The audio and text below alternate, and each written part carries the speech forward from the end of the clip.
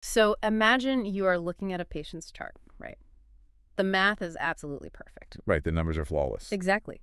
The averages are perfectly calculated, and every single data point was recorded precisely on time. But because of how that data is visually arranged on the page, a fatal trend is completely invisible to the person reading it. Oh, yeah. It happens way more often than people think. Today, we are talking about why being good at math doesn't mean you know how to read data, and how a perfectly accurate chart can still totally lie to your face. It's actually a terrifying reality, especially in high-stakes fields like healthcare. I mean, we just assume that numbers are objective truth. Right, because numbers don't lie. Well, they don't, but numbers have to be translated into visual formats for us to consume them quickly. Hmm. And in that translation process, the truth can easily be obscured. Sometimes it's intentional, but often it's just accidental. So if the numbers aren't lying, but the visual framing is, leading you into a trap, that means our mission for this deep dive isn't really about learning math. No, not at all. It's about learning self-defense. Whether you are a nursing student prepping for the TEAS or HESI exams, or you're just, I don't know, a citizen trying to navigate the daily flood of graphs in your newsfeed. You really have to know how to interpret data.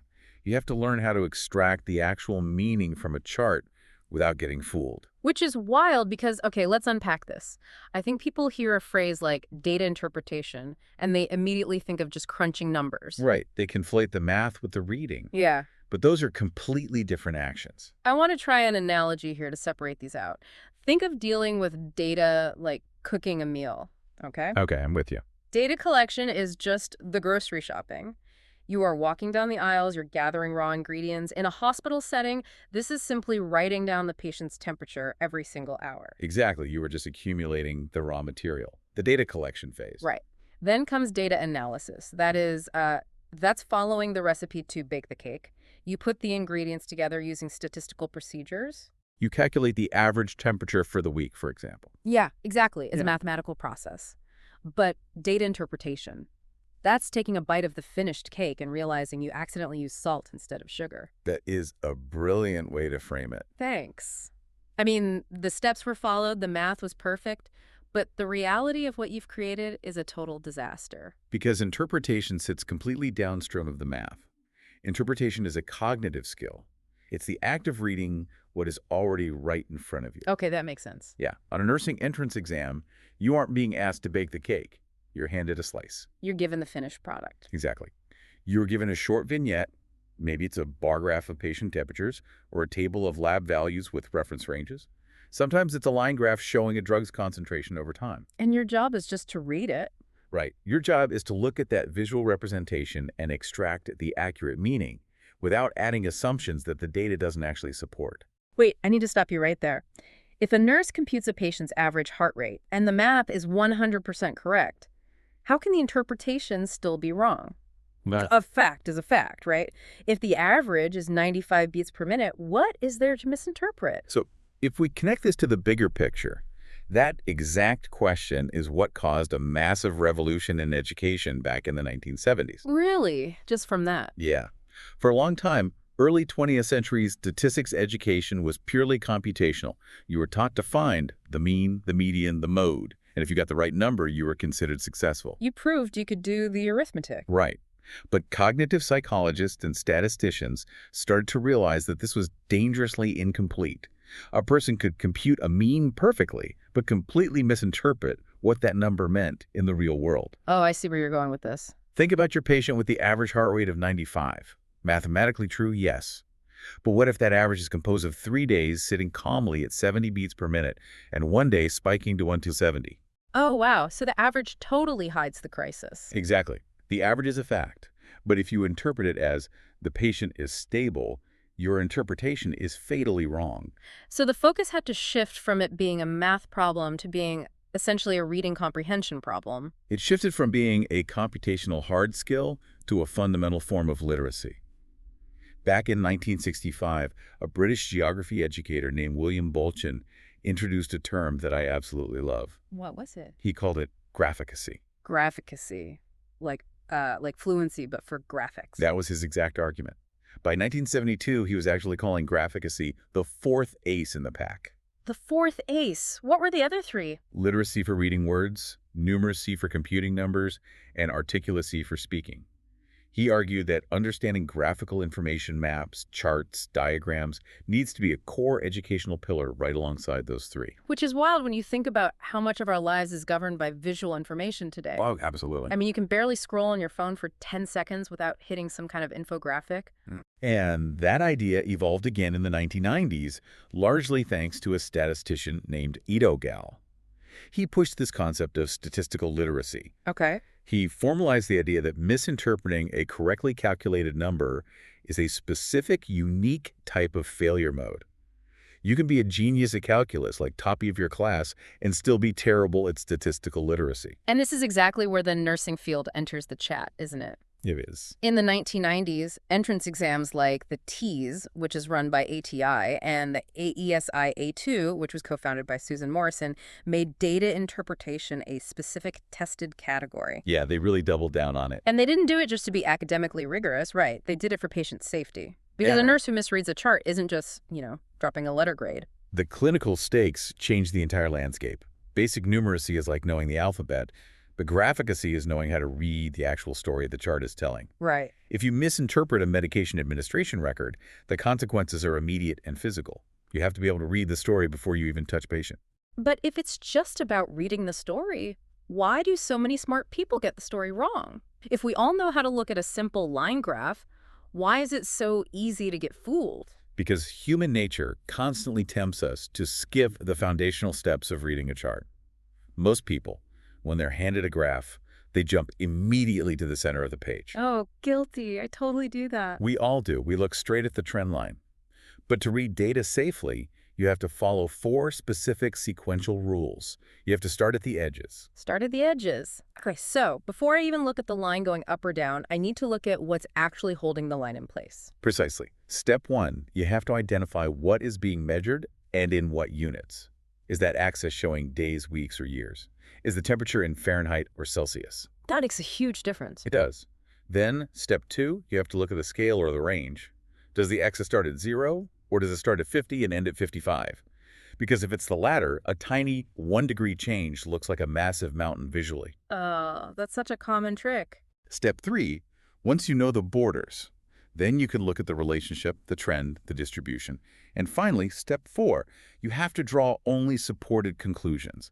You have to actively resist the urge to infer anything the data doesn't explicitly prove. It sounds so methodical, but I know jumping straight to the trend line is where everyone trips up. Constantly. Let's look at some historical case studies from our sources that prove how dangerous it is to just rely on the math without doing the visual work. Let's talk about Anscombe's quartet from 1973. Yes. What's fascinating here is how beautifully this illustrates the danger of blind calculation. Lay it out for us. So statistician Francis Anscombe created 4 entirely different data sets, each with 11 points of data. You just run the basic descriptive statistics on them, the mean, the variance, the correlation between the variables. All 4 data sets produce the exact same summary numbers. Down to the decimal point, right? Down to the decimal point. So if a computer's just doing the math or a student is just, running the formula on a test, it spits out the exact same answer 4 times. They look completely identical on paper. But when you actually take those data points and graph them visually on a page, the illusion shatters. They look wildly different, radically different. The first data set forms a clean, scattered, straight line. The second data set is a perfect, smooth curve, like a parabola. Oh, wow. Yeah. The third is a tight straight line, but with one massive outlier pulling all the math off course. And the fourth is literally just a vertical stack of dots, distorted by one extreme anomaly way off to the side. That is a massive lesson for anyone taking a nursing exam. It totally busts the misconception that a correctly calculated number is the end of the job. It proves it conclusively. Anscombe proved that numbers alone can lie by omission. 2 data sets can have the exact same statistics but represent radically different realities on a hospital floor. You have to look at the shape of the data. And looking at the shape of the data is exactly what solved one of the greatest medical mysteries in history. John Snow's cholera map from 1854. Oh, this is such an incredible story. So, London's Soho district was in the middle of this massive, terrifying cholera outbreak. It was devastating. People were dying rapidly, and the medical establishment had no idea why. We have to remember, germ theory wasn't even accepted science yet. People thought illness spread through miasma or bad air. Right. They had absolutely no biological mechanism to explain the deaths. But John Snow, who was a physician, decided to approach it as a data interpretation problem. Which was revolutionary at the time. Completely. He took spatial data, the address of every recorded death, and he plotted them as tiny black bars on a street map of the district. He didn't need a microscope. He just needed graphicacy. Exactly. Because when he stepped back and looked at the edges of that map, the deaths weren't spreading out smoothly like a cloud of bad air would. They were clustering overwhelmingly around one single water pump on Broad Street. The visual data alone told the story. He convinced the local council to remove the handle from that specific water pump, and the outbreak stopped. That's amazing. He interpreted this spatial pattern correctly, and it directly saved lives, years before anyone knew what a bacterium even was. Okay, so that's what happens when someone successfully visualizes data to reveal the truth. But let's flip it. Let's look at the dark side of this. Oh, there's definitely a dark side. What happens when a chart is engineered poorly and a fatal pattern is made invisible? This brings us to the Challenger space shuttle disaster in 1986. And this is the ultimate lesson in why what a chart omits is just as critical as what it includes. Walk us through exactly what happened, because a mechanical failure was tied directly to a data visualization failure, right? Yes, unfortunately it was. The night before the Challenger launch, temperatures in Florida were forecasted to be at record lows, well below freezing. Engineers at the contractor, Morton Thiokol, were terrified that the cold weather would cause the shuttle's rubber O-rings to harden and fail. They desperately tried to prove this risk to NASA management by reviewing data from previous flights. They knew the cold was the enemy, but they had to show it on a chart to actually stop the launch. Exactly. But in their rush, the charts they faxed to NASA were fundamentally flawed. As the information design scholar Edward Tufte later pointed out, the engineers' charts only plotted the flights where O-ring damage had already occurred. So they just listed the failures. Right. They listed 7 previous flights with damage, alongside the temperatures at launch. I mean, that sounds reasonable on the surface. You want to study the failures, so you graph the failures. But think about what that looks like visually. If you only plot the 7 failures, it just looks like a random scattering of dots. There's damage at 53 degrees, damage at 70 degrees, damage at 75 degrees. The chart made it look like temperature had no impact on failure at all. Oh no, because they omitted all the successes. Exactly. There were 17 successful launches with 0 O-ring damage. The engineers left those off the chart entirely. Wow. If they had plotted those 17 successes, management would have seen a massive cluster of 0 damage data points exclusively in warm weather. So by omitting the successes, the baseline was completely gone. The baseline vanished. The relationship between cold temperatures and catastrophic failure became totally invisible. The chart was technically accurate based on what it included, like the 7 failures were real, but it lied by omission. And because of that omitted data, NASA proceeded with the launch. The shuttle broke apart 73 seconds into flight. It is just the most tragic reminder that a table can be mathematically correct and still hide the exact pattern that matters if it isn't structured to reveal the whole picture. It's heartbreaking. So the Challenger engineers just accidentally left data off their charts out of panic or just poor design. But what happens when charts are engineered specifically to exploit those blind spots? Well, this brings up a really intense debate in the education world right now. It does, and it raises an important question about how we train professionals.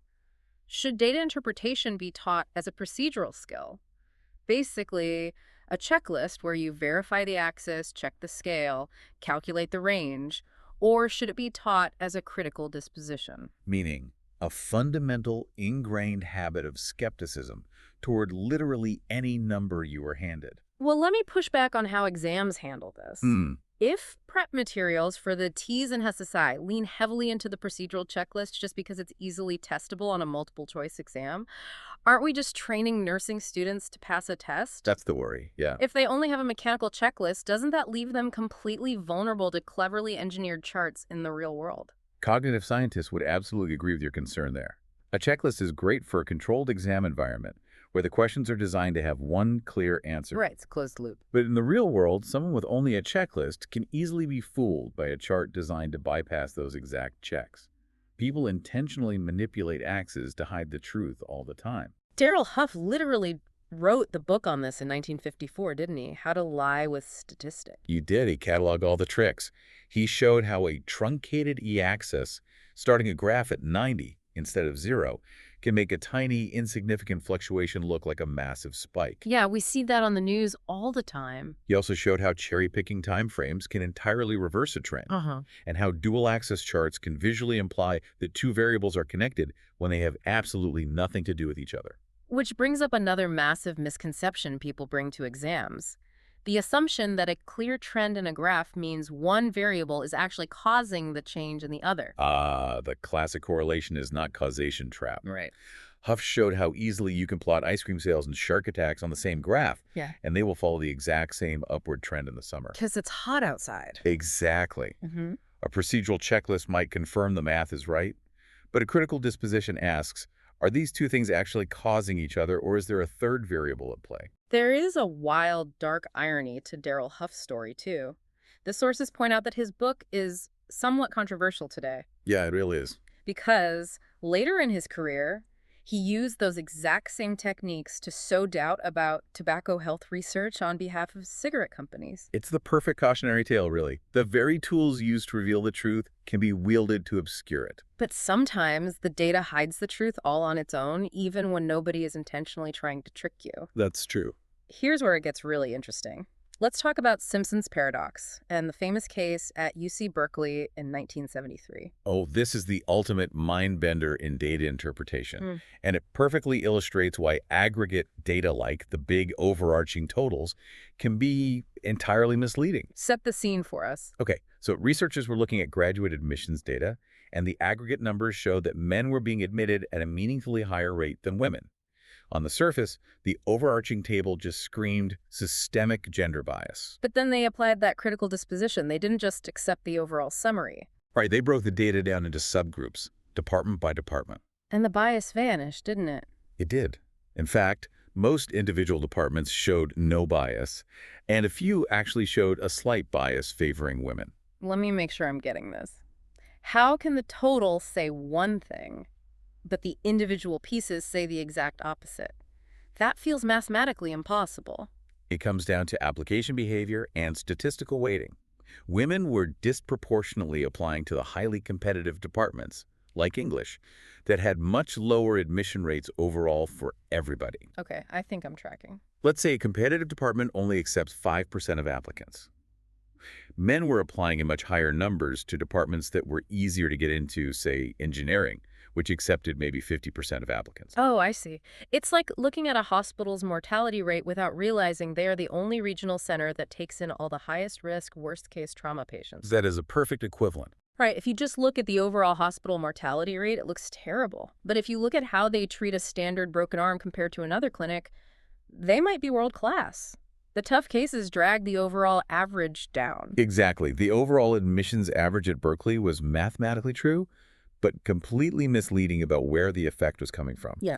Simpson's paradox proves that if you just interpret an aggregate table without checking the subgroups, you can arrive at the exact opposite of the truth. So what does this all mean for you, the listener? We've talked about cholera maps, space shuttles, and college admissions.